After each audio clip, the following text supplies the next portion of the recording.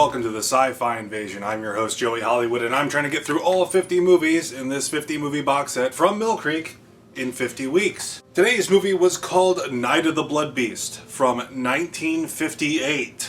This is a Roger Corman flick, so you know it was 3 days well spent. The movie opens up with some pretty awesome credits.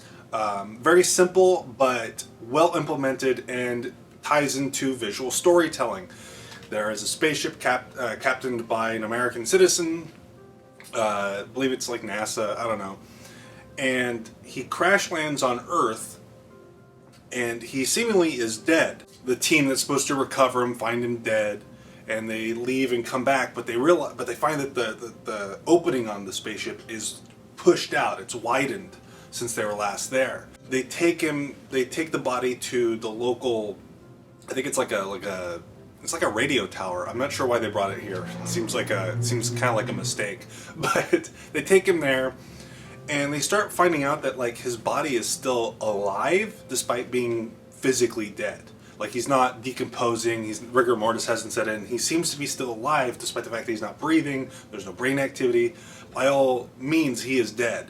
It's kind of here where the movie feels a little bit like Howard Hawks' version of The Thing from Another World. In that respect, I kind of like this movie. I really like Howard Hawks' version of The Thing. I like John Carpenter's more. This is one of the elements I think really work in this movie.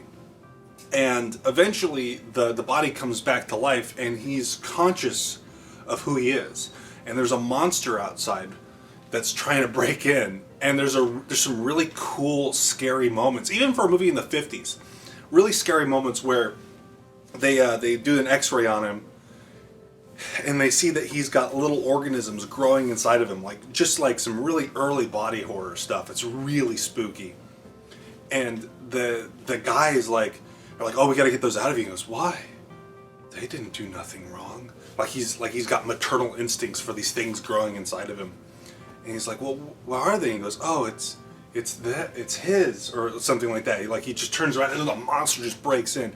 Really awesome moments. Like, I think when a lot of people think of Roger Corman movies, they think of ultra cheap that doesn't work. There's no good scares. This is some good scare stuff. Like, it wouldn't scare me, but you show this to like a 6-year-old, this is gonna freak him out.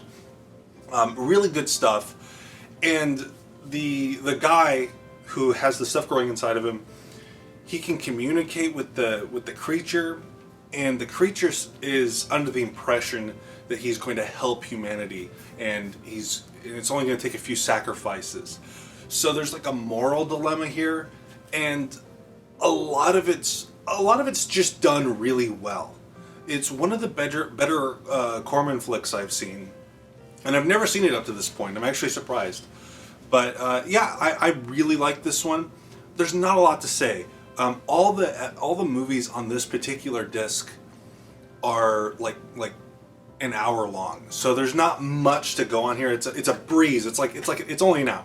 It's like the length of like a standard HBO episode. So I really liked this one. It was spooky. It was cheap. The monster looks like a man in a rubber suit, but I really enjoyed it, and I think you might too. Shorter video, but I think you might like it. That's all for now. Thank you for watching. I'll see you next time. Remember, please be kind and rewind.